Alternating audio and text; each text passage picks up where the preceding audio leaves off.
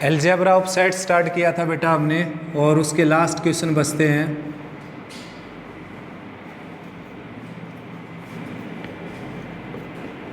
Exercise 1.4।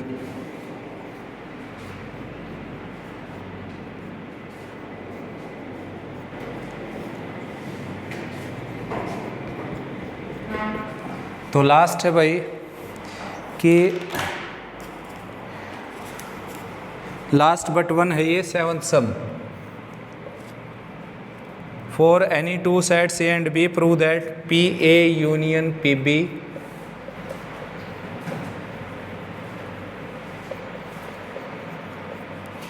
Is subset P A union B, यानी कि power set of A union power set of B subset of power set of A union B, and power set of A union B is not necessarily a subset of power set of A union power set of B.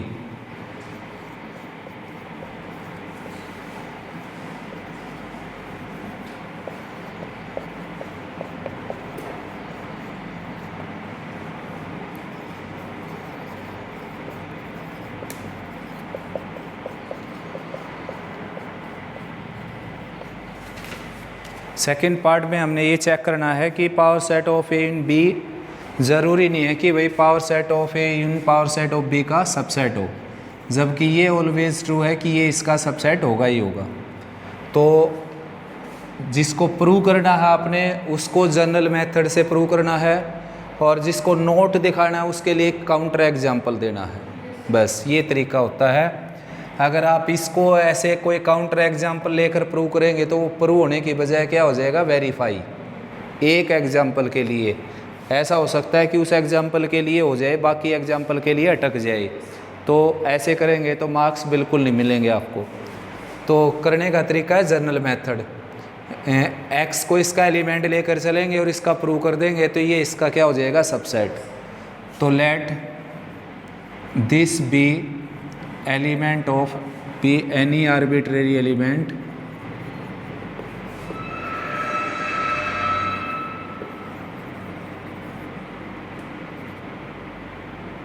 देखना एक बार, ये element of P A union P B.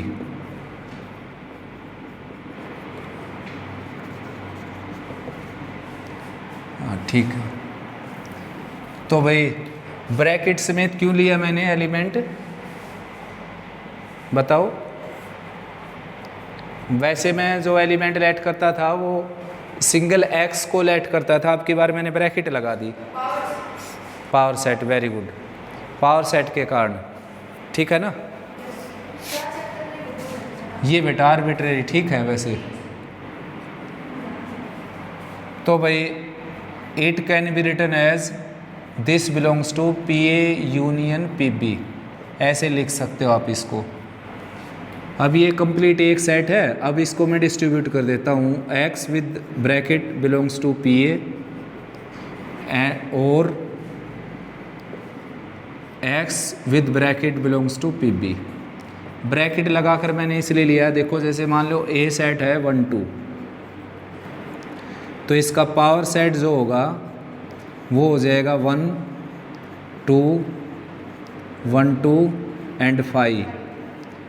तो यानी कि जो मान लीजिए आप जो ए का एलिमेंट है 1, अगर मैं ब्रैकेट लगा दूंगा तो ए का क्या हो जाएगा, वो सबसेट।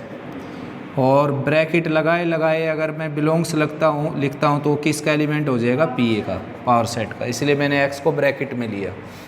अब इसकी ब्रैकेट रिमूव कर देता हूँ यहाँ से, तो ये एक्स किसका एलिमेंट हो जाएगा, ए का।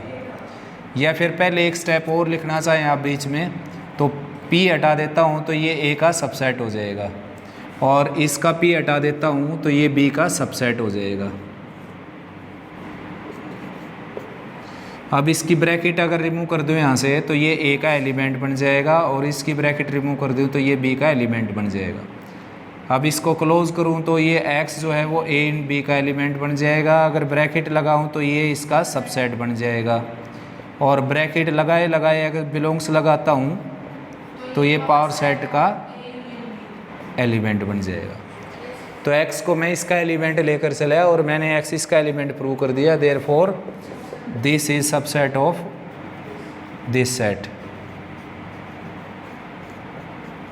इसका सबसेट हो गया ये। अब सबसेट को आप इससे भी डिनोट कर सकते हो, इससे भी, तो हम इससे डिनोट करेंगे। रीजन इसके पीछे प्रूव ये करना था हमने, ठीक है ना। अब सिमिलरली ऐसे मत दिखा देना आप कि similarly this is subset of this and both are equal, क्योंकि ये इसका सबसेट बनेगा ही नहीं, ठीक है ना। सारे स्टेप आप उल्टे करोगे तो कहीं ना कहीं बीच में रुकावट ज़रूर आएगी आपके सामने, वरना ये भी क्या कर देता, इक्वल प्रूव करवा देता। ये सेकंड पार्ट में उसने क्या कहा कि ये ज़रूरी नहीं कि ये इसका हमेशा सबसेट होगा, तो उसका एक काउंटर एग्जाम्पल देना आपने, मतलब सबसेट हो भी सकता है और नहीं भी। तो मैं ऐसा एग्जाम्पल दूंगा आपको जिसमें सबसेट नहीं होगा।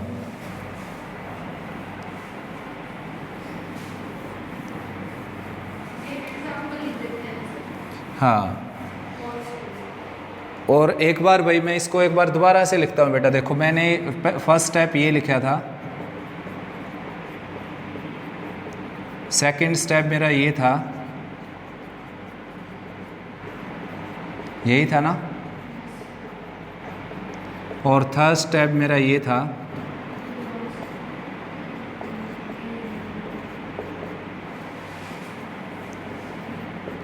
और नेक्स्ट स्टेप मेरा था ये, और नेक्स्ट स्टेप मेरा ये था, और नेक्स्ट स्टेप मेरा ये था।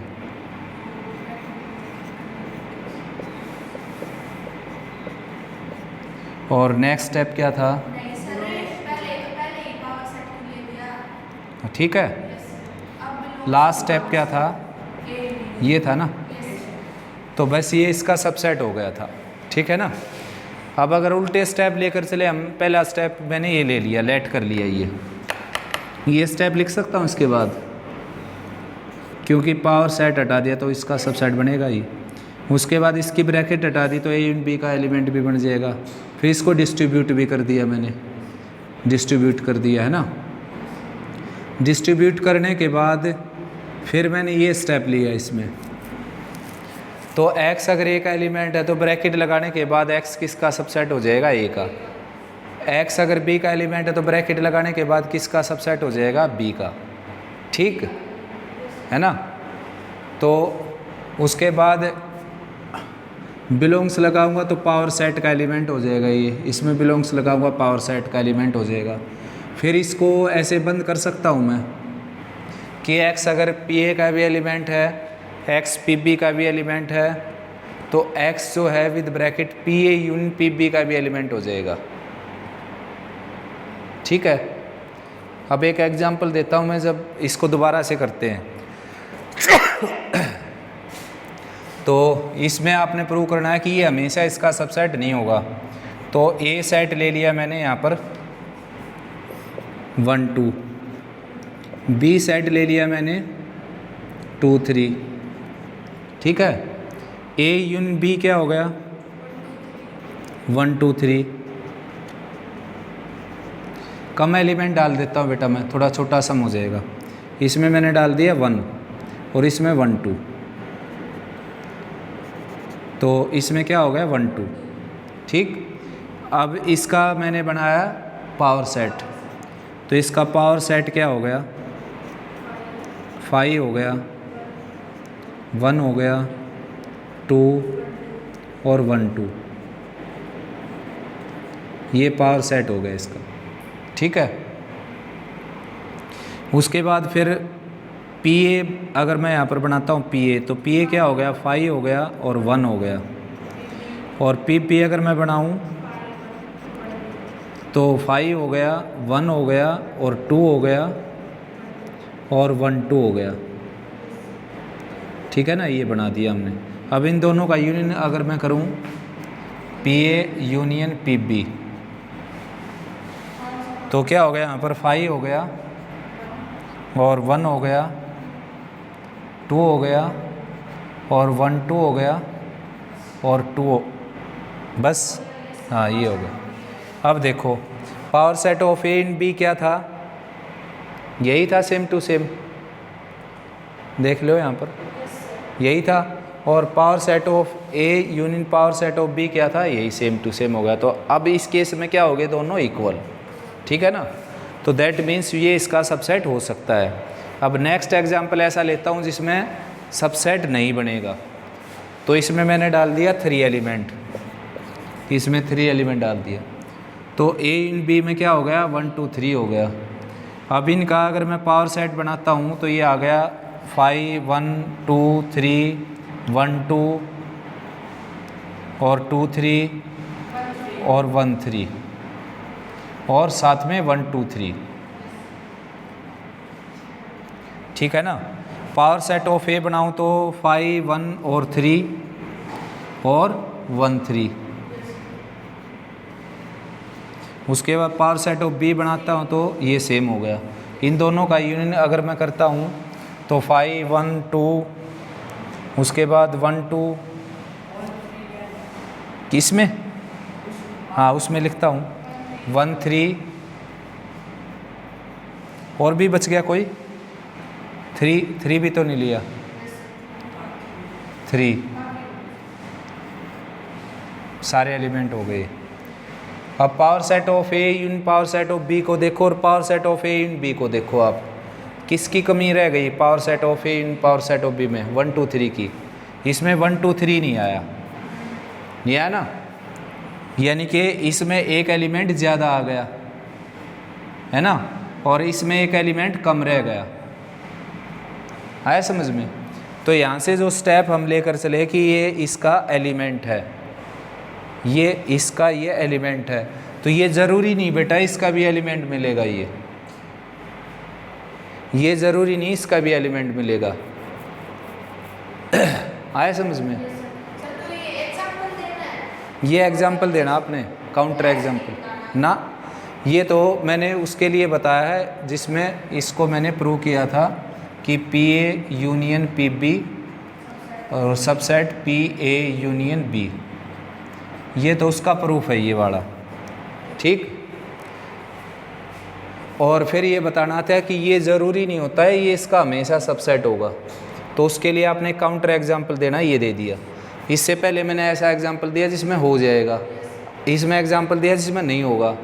तो फाइनली रिजल्ट क्या निकला कि नेसेसरी नहीं है कि भाई ये इसका सबसेट होगा, क्योंकि आपके सामने एक एग्जाम्पल ना, नहीं, केवल नोट वाला एग्जाम्पल देना है, केवल नोट वाला एग्जाम्पल देना कि ये ज़रूरी नहीं कि ये इसका सबसेट होगा, ठीक है ना। जो इसकी बात को सपोर्ट करे, इसकी बात को सपोर्ट ये एग्जाम्पल करता है कि भाई ज़रूरी नहीं कि ये इसका सबसेट होगा, ठीक। अब कोई इसका एलिमेंट है, मान लीजिए इसका एलिमेंट, तो वो ज़रूरी नहीं इसका एलिमेंट होगा, हमेशा ज़रूरी नहीं। जैसे कि 1 2 3 जो है वो इसका एलिमेंट है 1 2 3 और इसका एलिमेंट नहीं है, ठीक। तो यानी कि अगर आप इस तरीके से करते तो भी ये नहीं होता, हमेशा ट्रू नहीं होता ये वाला, ये मतलब ज़रूरी नहीं होता है कि probability of A in B इसका सबसेट होगी। अब ये इसका एलिमेंट लेकर चला मैं तो इसका सबसेट भी ले सकता हूँ।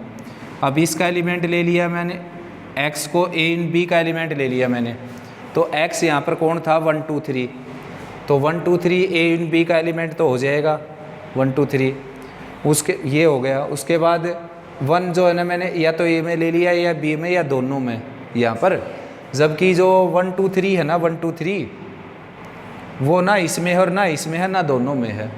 देख लो आप, देखो इस लाइन, अगर आप ये कहें मेरे को कि सर ये सारे स्टेप उल्टे सही तो होने लग रहे हैं, तो सही होने लग रहे हैं तो ये इसका सबसेट बन तो गया, प्रूव तो हो गया, लेकिन ये स्टेप सारे सही नहीं होते बेटा। मतलब सारे स्टेप जो है वो एक दूसरे को, मतलब प्रीसीडिंग सक्सीडिंग जो है प्रीसीडिंग को इम्प्लाइज नहीं करता, सक्सीडिंग वाला प्रीसीडिंग वाला सक्सीडिंग को इम्प्लाइज नहीं करता। यहाँ पर क्यों नहीं करता, देखो ये लाइन लेकर चलूँगा मैं।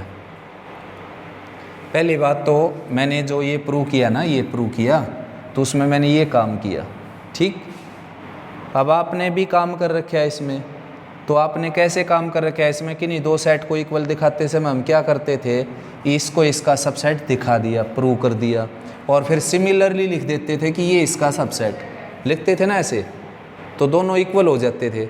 अब तुम कहोगे कि सर ऐसे हम इसमें सिमिलरली लिख दें तो वो चेक करने लग रहा हूँ मैं, क्या लिख सकते हैं या नहीं लिख सकते हैं। ठीक, जिसमें लिख सकते थे तो उसमें आपने चेक किया होगा तो सारे स्टेप उसमें सही थे।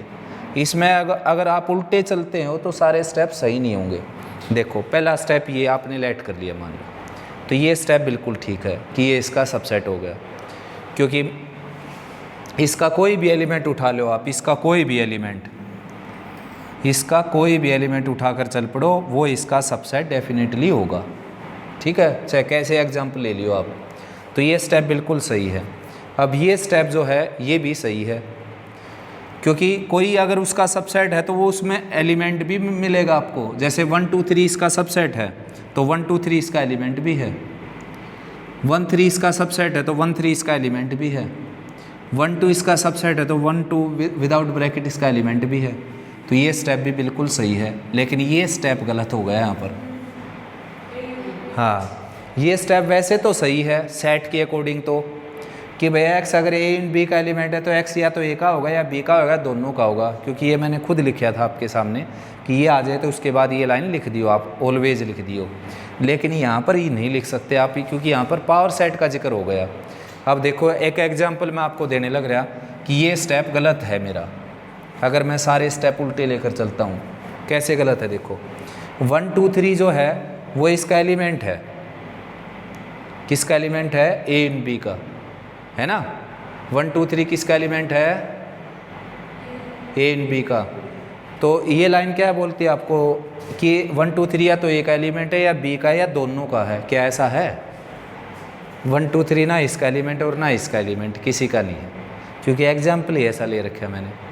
अगर यहाँ पर 1 2 3 डाल दूँ ना मैं, तो फिर ये स्टेप ठीक हो जाएगा, है ना। तो एग्जाम्पल ऐसा ही देना था जिसमें काउंटर एग्जाम्पल देना था जिसमें उसकी बात सपोर्ट हो जाए कि भाई ये ज़रूरी नहीं कि probability power set of A in B subset हो जाए power set of A union power set of B. अब देखो उस दिन मैंने आपको बताया था कि भाई मैथमेटिक्स के अंदर एक सिंबल जो है ना वो कई जगह अलग अलग तरीके से काम करता है, बताया था। तो उसका एक एग्जाम्पल ये भी है, और भी एग्जाम्पल दिए थे मैंने कॉम्प्लीमेंट वगैरह के।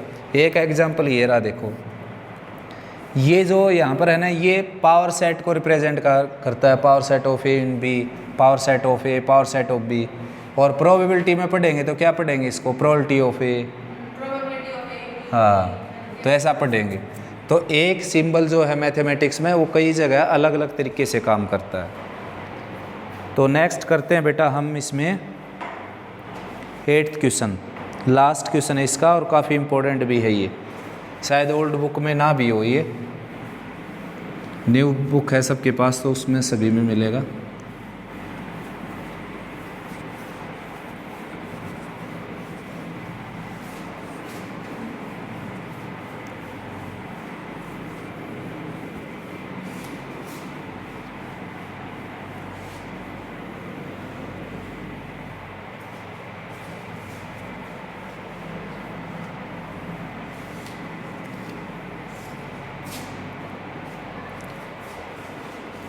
तो सम है भाई A यूनियन B, लेट A B C are three sets such that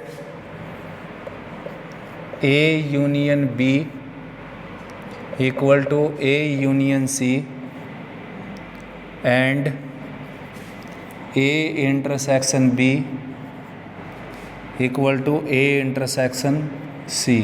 ये गिवन है इतना सारा, ठीक। प्रूव ये करना है B equal to C।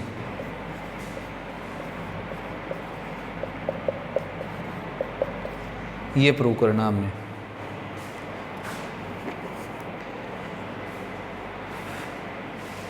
तो चलते हैं भाई अपने रास्ते। देखो A union B, A union C लेकर चल पड़ा मैं, ठीक है।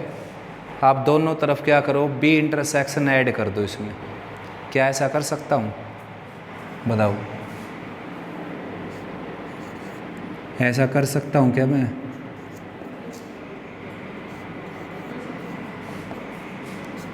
ज़रूरी थोड़ा बेटा जो मैं करने लग रहा है वो सही होगा।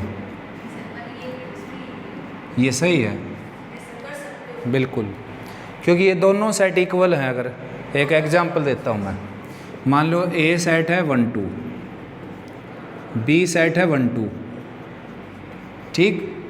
तो ए और बी इक्वल है ना, सी सेट है 2, तो दोनों तरफ अगर मैं सी का इंटरसेक्शन ऐड कर दूं तो अब भी तो इक्वल होंगे दोनों, क्योंकि एक ही सेट का इंटरसेक्शन ऐड किया ना, दोनों तरफ इक्वल सेट है। यहाँ पर सी के साथ अगर इंटरसेक्शन 2 आएगा तो यहाँ पर भी तो 2 ही आएगा, क्योंकि दोनों ही तो इक्वल हैं। मान लो सी में 2 नहीं है, कुछ भी नहीं है, तो अब भी दोनों तरफ क्या आएगा, इसमें भी एम्प्टी आएगा, इसमें भी एम्प्टी आएगा। मान लो सी में 4 है, तो दोनों तरफ इंटरसेक्शन लूँगा तो इस तरफ क्या आएगा आंसर, एम्प्टी, इस तरफ भी एम्प्टी। तो यानी कि दो सेट इक्वल हैं, तो उसके साथ कोई भी ऑपरेशन लगाकर आप कोई दूसरा सेट, सेम सेट ऐड कर सकते हैं। अब आप जानते हो जो, हाँ, डिस्ट्रीब्यूट हो जाएगा, B intersection A union B intersection B, उसके बाद यहाँ पर B intersection A union B intersection C, ठीक है ना। तो बी इंटरसेक्शन बी क्या हो जाएगा, बी हो जाएगा, यूनियन बी इंटरसेक्शन ए क्या हो जाएगा, ओ यूनियन बी इंटरसेक्शन सी, ठीक है ना। तो अब जैसे दोनों तरफ हमने कुछ ऐड किया था ना, तो हटा भी सकते हैं। तो दोनों तरफ से मैंने बी इंटरसेक्शन ए हटा दिया, इस तरफ से भी इस तरफ से भी, तो क्या बच गया, B equal to B intersection C. तो अगर बी इंटरसेक्शन सी के इक्वल हो गया, दैट मीन्स जो सी है ना वो बड़ा सेट हो गया और बी क्या हो गया, छोटा सेट। तो बी जो है वो सी का क्या हो गया, सबसेट, ऐसा लिख सकते हैं आप, बी सी का क्या हो गया, सबसेट, ठीक। अगर जैसे इसको और किसी तरीके से आप करते तो इसका यूज़ कर सकते थे, मैंने इसका यूज़ नहीं किया यहाँ पर। इसका यूज़ कैसे करता मैं, ए यूनियन बी को कन्वर्ट कर सकते थे आप ए यूनियन सी में, ये तो मैं लेकर चला था, चलो इसको तो छोड़ो। ए इंटरसेक्शन बी और ए इंटरसेक्शन सी को कन्वर्ट कर सकते थे आप यहाँ पर। इसको ए इंटरसेक्शन बी को आप लिख सकते थे ए इंटरसेक्शन सी, या ए इंटरसेक्शन सी तो नहीं है अपने पास, है ना, तो ऐसे कन्वर्ट कर सकते थे आप, उससे भी हो जाता आसान। उससे मैं करवा दूंगा, इससे करवा देता हूँ पहले, इसमें मैंने इसका यूज़ नहीं किया फ़िलहाल। अब देखो दूसरा मैं क्या लेकर चलूँगा, अब की बार लेकर चलूँगा वो, अब की बार ये लेकर चले मैं, हाँ। तो इसमें मैं दोनों तरफ कनेक्ट करूँगा बी का यूनियन दोनों तरफ, या सी का कर लें, क्योंकि बी का तो कर लिया था, सी का करके देखता हूँ अब की बार में। सिमिलरली करके नहीं होगा, सिमिलरली करके तो तभी होता है जब सिमिट्री का पता चल जाए आपको, सिमिट्री का पता नहीं चले अभी। तो A intersection B A intersection C के इक्वल लेकर चल पड़ा मैंने दोनों तरफ सी का यूनियन ऐड कर दिया इसमें।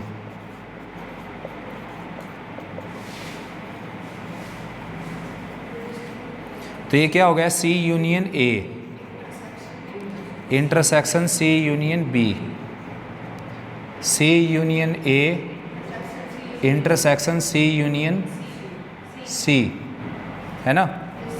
तो C union A as it is यहाँ पर सी यूनियन ए है ही, तो दोनों तरफ से सी यूनियन ए को रिमूव कर देता हूँ मैं। यहाँ पर क्या बच गया, बी यूनियन सी, और यहाँ पर क्या बच गया, सी यूनियन सी यानी कि सी। तो बी यूनियन सी जो है ना वो सी के इक्वल आ गया, दैट मीन्स सी बड़ा सेट आ गया यहाँ पर बी, और बी छोटा आ गया यहाँ पर बी, यही रिजल्ट आ गया बी सबसेट से, है ना। तो क्या लेकर चलूँ मैं, दोनों तरफ बी लेकर चल पड़ता हूँ। तो बी यहाँ पर ले लिया मैंने, बी यहाँ पर ले लिया, तो ये हो गया B union A, B union A, बीच में इंटरसेक्शन आ गया बी यूनियन बी। यहाँ पर फिर बी यूनियन ए और B intersection B union C.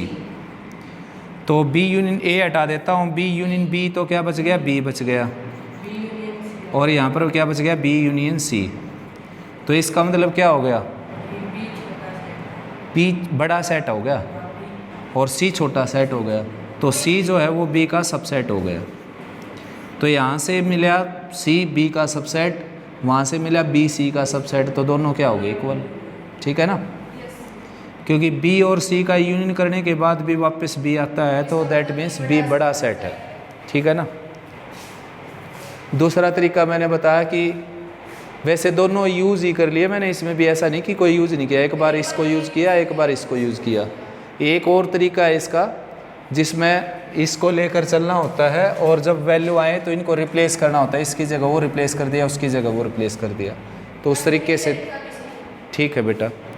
तो नेक्स्ट करते हैं भाई practical application of set operation.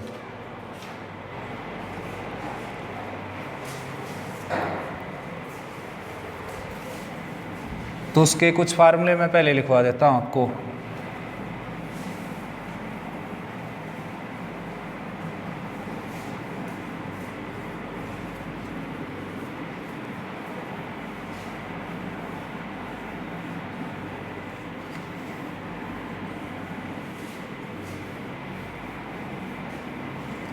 Practical problem on set operation.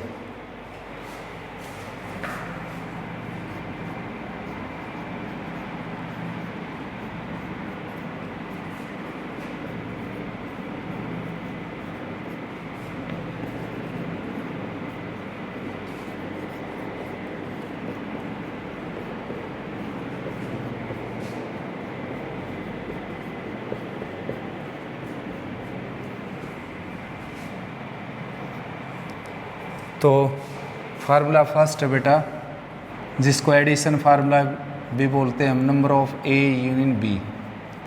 ये होता है number of A plus number of B और minus number of A intersection B, ठीक है ना। इन सभी के डेरिवेशन भी दे दूंगा मैं आपको, पहले फार्मूले याद कर लीजिए, फार्मूले लिख लीजिए। ये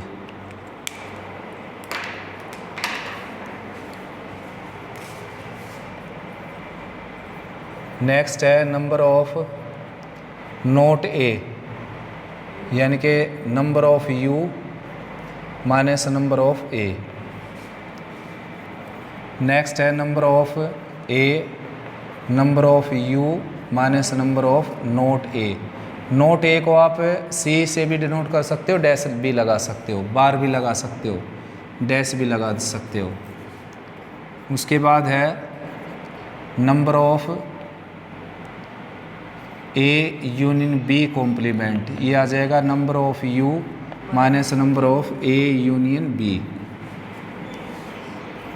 उसके बाद है number of A intersection B complement, number of U minus number of A intersection B.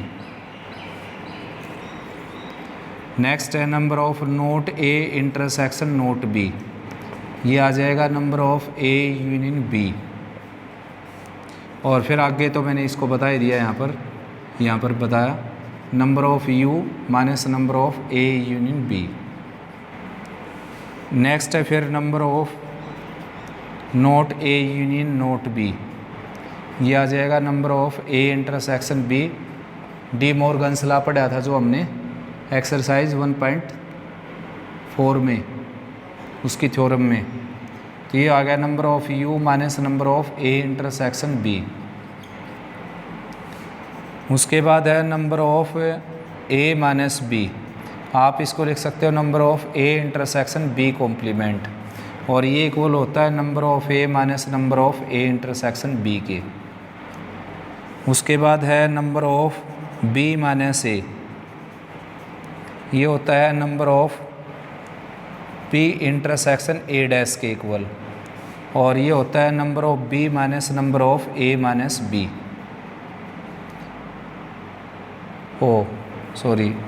Number of B intersection A या फिर ए इंटरसेक्शन बी, ठीक है ना।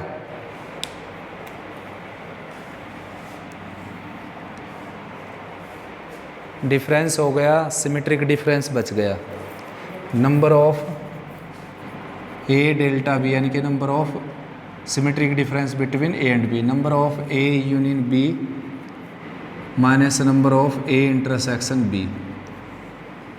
वैसे सिमेट्रिक डिफरेंस का जो है वो नंबर में हम यूज़ करेंगे नहीं, इसको हटा देता हूँ मैं, ठीक है ना। और ये फार्मूला आप पढ़ ही चुके पहले,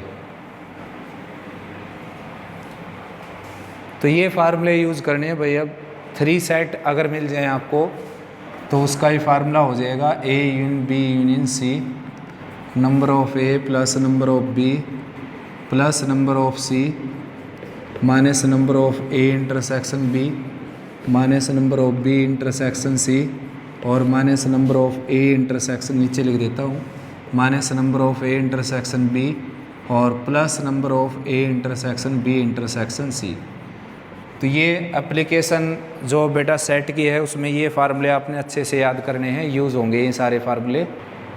तो स्टेटमेंट कटी हुई थी बेटा, दोबारा से देख लीजिए। Number of A in B का ये फार्मूला है, number of not A, number of A, number of not A in B, number of not A intersection B, number of not A intersection not B, number of not A union not B, number of A minus B, number of B minus A और number of A union B union C. तो ये फार्मूले use करके हमने जो practical problem उनको solve करना है।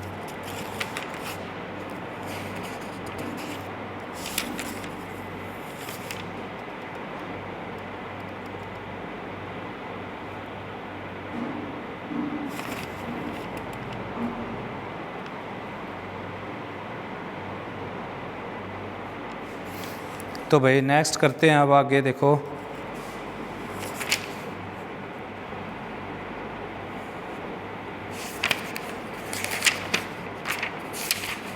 और वेन डायग्राम से भी सोल्व कर सकते हैं बेटा आप इसको। तो 1.5 जो एक्सरसाइज है उसका फर्स्ट सम है, if capital X and Y are two sets such that A union Y has 50 element. तो number of X union Y 50,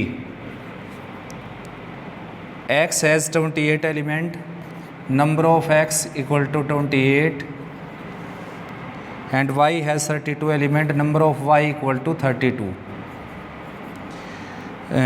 We have to find number of X intersection Y. X intersection Y आपने find out करना है। तो उसके लिए formula use करेंगे, addition formula X union Y के लिए, number of X plus number of Y minus number of X intersection Y। तो number of X in Y की जगह आ जाएगा 50 और नंबर ऑफ X की जगह 28, नंबर ऑफ Y की जगह 32 minus number of X intersection Y as it is. तो ये क्या आ गया 60, 50 में से सेपरेट होकर क्या हो गया 10, ये आ गया 10। तो वेन डायग्राम से भी कर सकते हो आप, लेकिन वेन डायग्राम में सबसे पहले जो है वो आपको इंटरसेक्शन की ही ज़रूरत पड़ती है। देखो जैसे कि X सेट में ये यूनिवर्सल हो गया, X सेट में इसको ले लेता हूँ और Y सेट इसको ले लेता हूँ। तो भाई यहाँ पर देखता हूँ मैं X और Y के टोटल एलिमेंट कितने हैं 60 और यहाँ पर केवल 50, दैट मीन्स 10 एलिमेंट यहाँ पर लिखे गए हैं, ठीक है ना। तो अब X के एलिमेंट कितने बच गए 18, क्योंकि X में टोटल कितने थे 28, 18 बच गए। Y में एलिमेंट कितने बच गए 22 और बाहर कितने बच गए 0। अब आप वेन डायग्राम से बहुत सारे क्वेश्चन का आंसर दे सकते हो। जैसे आपसे पूछ लिया जाए number of elements in only X, केवल X के एलिमेंट, तो केवल X के एलिमेंट क्या हो जाएंगे 18, ओनली X यानी कि X minus Y. Number of X minus Y कोई आपसे पूछ लेता है तो वो आ जाएगा 18। Number of Y minus X आपसे पूछ लिया जाए तो वो आ जाएगा 22, यानी कि ओनली Y के एलिमेंट, ठीक है ना। और एटलीस्ट 1 के एलिमेंट पूछ लिए जाएँ तो ये सारे हो जाएंगे 50, दोनों के एलिमेंट, कम से कम एक के एलिमेंट, तो क्या हो जाएंगे टोटल इन सभी का, यानी कि 50 ना कि 60। तो ये फर्स्ट क्वेश्चन था। सारे सम ऐसे ही करने बेटा हमने इन फार्मूलों का यूज़ करके।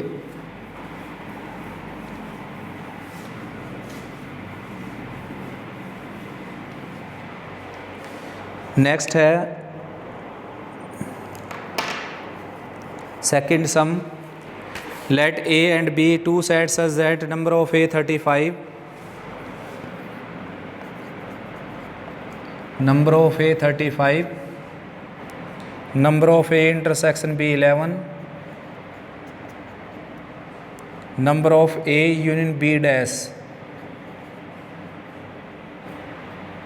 equal to 17 if number of U 57, then find number of B, number of A minus B, number of B minus A। ये फाइंड आउट करने भाई। Number of A 35, number of A intersection B 11 और number of A in B complement है 57 और find out करना आपने number of B. तो इसका फार्मूला लगाता हूँ मैं पहले। देखिए number of A union B complete का कॉम्प्लीमेंट बेटा ये आ जाएगा number of U minus number of A union B, ऐसे लिखेंगे इसको हम। तो ये है 17, नंबर ऑफ यू इसमें दे रखा है 57 minus number of A union B आ जाएगा यहाँ से। तो ये लेफ्ट में आ गया number of A union B और 57 में से 17 सेपरेट कर देता हूँ। 7 minus 7 0, 5 minus 1 4, number of A union B आ गया 40 के इक्वल। ठीक है ना। अब number of A in B है अपने पास, नंबर ऑफ ए है, number of A intersection B है, तो यहाँ से निकलेगा नंबर ऑफ बी। तो number of A in B आ जाएगा number of A plus number of B and minus number of A intersection B. क्या है 16 आ जाएगा। ठीक है। तो ये वैल्यू रख देता हूँ मैं यहाँ पर 40, नंबर ऑफ ए की जगह 35, number of B as it is और number of A intersection B की जगह आ जाएगा जो अभी कैलकुलेट किया हमने। अभी क्या कैलकुलेट किया, गिवन है ये 11। तो लिख देता हूँ मैं 16, नंबर ऑफ बी आ गया 16 भाई कैलकुलेट करने से। तो नेक्स्ट आपने फाइंड आउट करना है number of A minus B. तो number of A minus B होता है बेटा number of A minus number of A intersection B. तो नंबर ऑफ ए है आपके पास 35 और नंबर ऑफ ए इंटरसेक्शन भी आपके पास 11, तो ये आ जाएगा 24। नेक्स्ट आपने कैलकुलेट करना है number of B minus A. ठीक है ना, number of B minus A. तो number of B minus A आ जाएगा number of B minus number of A intersection B या बी इंटरसेक्शन ए। तो नंबर ऑफ बी है आपके पास जो अभी कैलकुलेट किया था हमने 16, number of A intersection B है 11 और ये आ जाएगा 5। ठीक है ना। तो काफ़ी इजी सम है ये और इम्पोर्टेंट भी है साथ साथ।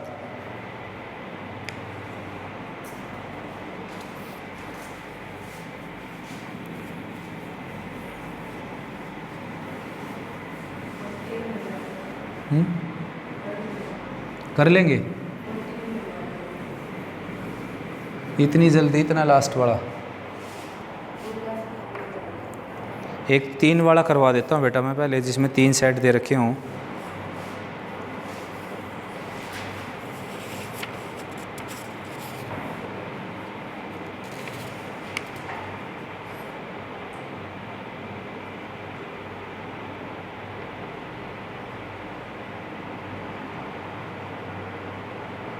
इलेवंथ करवा देता हूँ पहले। 11 इसमें 3 सेट दे रखे हैं और 3 सेट वाला बेशक से आप वेन डायग्राम से कर सकते हैं, काफ़ी इजी पड़ेगा 3 सेट जिसमें होंगे।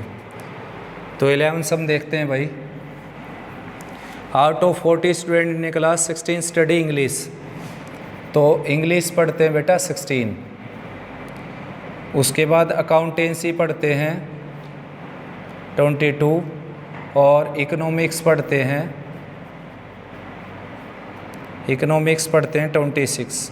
26। तो फर्स्ट ऑफ ऑल ऊपर एक लाइन लिखनी है आपने, let E A and E C are the set of student who study English accountancy and economics. चाहे ए बी सी लेट कर लीजिए, ए बी सी ज़रूरी नहीं है ई ए और ई सी लेट करें। मैंने लेट इसलिए किया कि मेरे को डायरेक्ट हिंट मिल जाए, A for English, A for accountancy, E C for economics. उससे स्टेटमेंट के जो ऑब्जर्वेशन उठाते समय मेरे को परेशानी नहीं होगी, वरना मिस्टेक हो सकती है ऑब्जर्वेशन लेते समय। इंग्लिश के स्टूडेंट अकाउंटेंसी में लिख सकते हैं, अकाउंटेंसी के इंग्लिश में। तो मैंने नाम ही ऐसा रख दिया कि यही मेरे को पता चल गया ये इंग्लिश, अकाउंटेंसी, इकोनॉमिक्स। तो उसमें लिखता है आगे भाई ये कि 40 स्टूडेंट थे, 16, 22, 26 इंग्लिश, अकाउंटेंसी, इकोनॉमिक्स के हो गए, 5 study English and economics, English and economics, ये हैं 5। नेक्स्ट है फिर 14 accountancy and economics, accountancy and economics 14। Next है अकाउंटेंसी इकोनॉमिक्स हो गया बेटा 14, to study all the 3 subject, ये आ गया to study all the 3 subject. तो कौन सा बच गया बीच में जो नहीं गिवन है, ई हो गया, ए हो गया, और क्या ए बच गया ना, number of A intersection E given नहीं है, ये रिक्वायर्ड है, रिक्वायर्ड मिलेगा लास्ट में। फिर निकालना इसमें if each of the students at least one of the 3 subject find the number of students English and accountancy. तो इसने लिखा है कि हर कोई स्टूडेंट कम से कम एक सब्जेक्ट पढ़ता है, that means number of E union A union E C equal to 40। कम से कम एक स्टूडेंट ये सब्जेक्ट पढ़ता है, मतलब हर कोई स्टूडेंट कम से कम एक सब्जेक्ट पढ़ता है, दैट मीन्स यूनियन दे रखे आपको, ना कि यूनिवर्सल। कई बार ये टोटल जो है यूनिवर्सल की वैल्यू भी मिल जाती है आपको, उसमें एटलीस्ट 1 वाली जो लाइन है वो नहीं मिलेगी आपको। तो सबसे पहले तो भाई ये इंटरसेक्शन निकलेगा, तभी वेन डायग्राम मैं यूज कर सकता हूँ।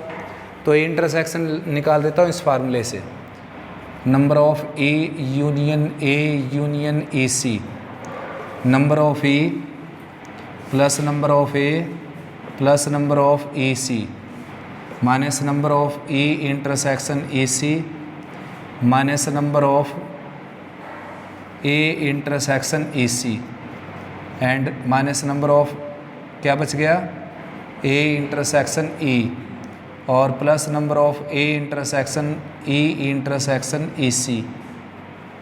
तो वैल्यू रख देता हूँ यहाँ पर, आ जाएगा 40, और ये तीनों दे ही रखे, यहाँ के पीछे भी लिखे जाएंगे तो कोई फ़र्क नहीं पड़ेगा, ऐड ही करने ही है। इसकी वैल्यू क्या दे रखी है, ई इंटरसेक्शन ई नोट ई सी की 5, और ए इंटरसेक्शन ई सी की वैल्यू दे रखी है 14, और इसकी वैल्यू रिक्वायर्ड है भाई बच्चों ए इंटरसेक्शन ई की, और इसकी वैल्यू दे रखी 2 के इक्वल। तो कैलकुलेट कर दो इसको जल्दी से, 40 हो गया, देखो ये आ गया 19 माइनस का 19 में 2 ऐड करेंगे तो माइनस का 17, माइनस का 17 26 में सपरेट करेंगे तो ये आ जाएगा 9। तो 9 और 22 आ जाएगा 31 और 16 आ जाएगा 7 और 47 यानी कि 7 आ जाएगा। तो आप कैलकुलेट कर सकते हो आराम से इसको। तो ए इंटरसेक्शन ई के एलिमेंट आ गए 7। अब मैं इसको वेन डायग्राम से बड़े अच्छे तरीके से करता हूँ देखो, और बहुत सारे क्वेश्चन के आंसर भी दे देता हूँ। इसमें तो रिक्वायरमेंट बहुत ही कम की है, केवल 2 रिक्वायरमेंट है इसमें। मैं आपको सारी रिक्वायरमेंट अगर कोई भी आ जाए डिफरेंट टाइप की तो वो सारी बता देता हूँ। तो ये है बेटा यूनिवर्सल सेट, और ये ले लेता हूँ ए सेट, ये ले लेता हूँ ई सेट, और ये ले लेता हूँ ई सी सेट। तो सबसे पहले क्या है, तीनों का कॉमन इंसर्ट किया जाता है। अगर 3 सेट है तो 2 सेट है तो उनका कॉमन इंसर्ट करते हैं। तो तीनों का कॉमन इंसर्ट करेंगे 2, यहाँ पर लिख दिया। फिर उसके बाद ए एंड ई के एलिमेंट देखो आप कितने हैं, वो हैं 7। आप 2 ऑलरेडी लिख चुके तो 5 और लिखेंगे यहाँ पर। फिर आप देखो ई सी और ई के एलिमेंट देखो आप, ई सी और ई के एलिमेंट वो हैं 5। आप 2 लिख चुके ऑलरेडी, 3 और लिखेंगे। फिर आप ए और ई सी के एलिमेंट ढूंढो यहाँ पर, ए और ई सी के एलिमेंट ये है 14। आप 2 लिख चुके और 12 और लिखेंगे यहाँ पर। अब ए के एलिमेंट कितने हो गए 7 और 12 यानी कि 19, और ए के एलिमेंट थे कितने 22, तो 3 और बच जाएंगे। 19 ये हो गए, 22 थे तो 3 बच गए। अब ई के टोटल एलिमेंट कितने थे 26, और आज के कितने ई में 7 और 3 10 आज के 26 थे, ठीक है ना, तो 16 बच गए। अब ई सी में एलिमेंट आज के 14 और +3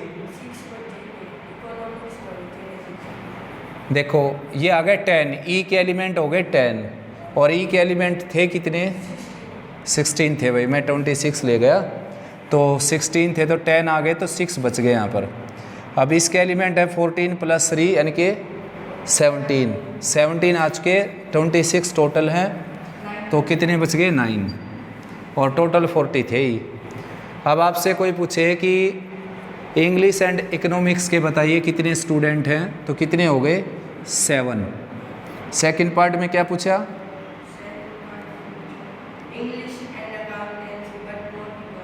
English and accountancy but not economics. English and accountancy के पूछे कोई आपसे 7, English accountancy but not economics पूछे तो 5, ऐसे आपसे इंग्लिश और इकोनॉमिक्स के पूछे तो 5, English economics but not accountancy पूछे तो 3। आपसे कोई पूछ ले अकाउंटेंसी एंड इकोनॉमिक्स के तो 14, आपसे कोई पूछ ले accountancy economics but not English तो ये 2 इंग्लिश वाले हटा देना तो 12 आ जाएंगे, ठीक है ना।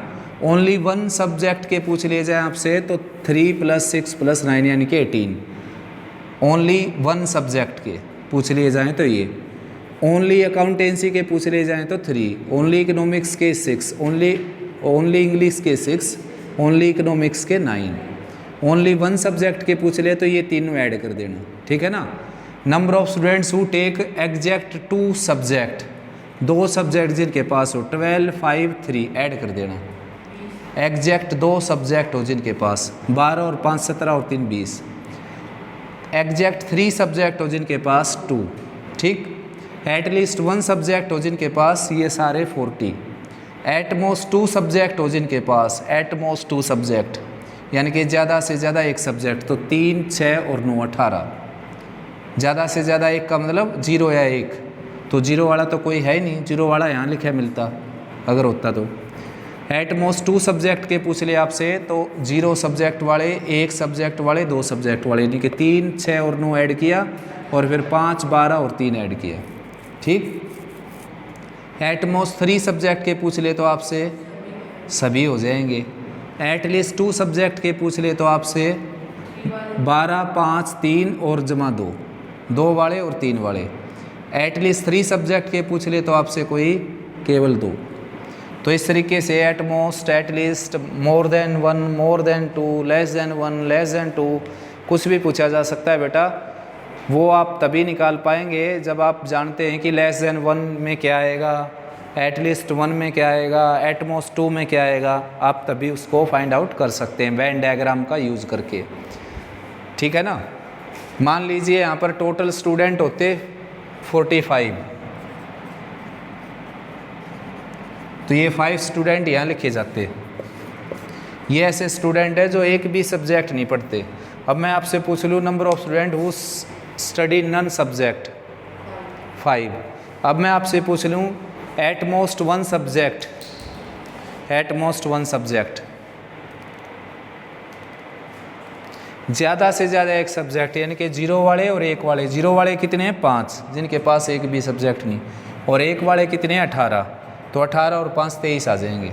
अब जो मैंने पहले क्वेश्चन में निकाले थे ना एटलीस्ट 1, एट मोस्ट 1, उन वो सारे आंसर चेंज हो जाएंगे अब, क्योंकि ये 5 और उनमें इंक्लूड होता जाएगा अगर होगा तो। जैसे मैं पूछ लूँ कि एटलीस्ट 1 के बताइए, एटलीस्ट 1 जिनके पास हो तो वो कितने रहेंगे 40। पहले भी 40 थे अब भी 40 रहेंगे, भले ही 5 यहाँ पर लिख रखा है, क्योंकि ये एटलीस्ट में शामिल नहीं होगा, एटमोस्ट में शामिल होगा हर किसी में। एटमोस्ट 1 पूछेगा तो भी शामिल होगा, एटमोस्ट 2 में शामिल होगा, एटमोस्ट 3 में शामिल होगा, एटमोस्ट 4, एटमोस्ट 5 सभी में शामिल होगा। ये एटलीस्ट में शामिल नहीं होगा, एटलीस्ट 1 में शामिल नहीं होगा, एटलीस्ट 2 में शामिल नहीं होगा, एटलीस्ट 3, एटलीस्ट 4 कुछ भी पूछ लिया जाए एटलीस्ट वर्ड में शामिल नहीं होगा, क्योंकि एटमोस्ट का मीनिंग होता है बेटा, जैसे कि एटमोस्ट 2 का मीनिंग है 0, 1, 2, ज़्यादा से ज़्यादा 2 यानी कि 2 या 2 से कम, ठीक। एटलीस्ट में क्या होता है, एटलीस्ट का मीनिंग है कम से कम। एटलीस्ट जैसे 1 का मीनिंग है 1, 2, 3, 4, 5 जहाँ तक बात जाए वहाँ तक। तो आपने क्या करना है, वेन डायग्राम से क्वेश्चन सोल्व करने हैं। सबसे पहले तीनों का कॉमन भर दीजिए, फिर ये देखिए इन दोनों का कॉमन कितना है, उसमें से 2 माइनस करके बचा यहाँ लिख दीजिए। फिर ये देखिए इन दोनों का कॉमन कितना है, उसमें से 2 माइनस करके बचा यहाँ लिख दीजिए। फिर ये देखिए इन दोनों का कॉमन क्या है, उसमें से 2 माइनस करके बचा हुआ यहाँ लिख दीजिए, ठीक है ना। और फिर ये देखिए ए सेट में कितने एलिमेंट है, तो उसमें से ये माइनस करके तीनों का सम बचा हुआ यहाँ लिख दीजिए।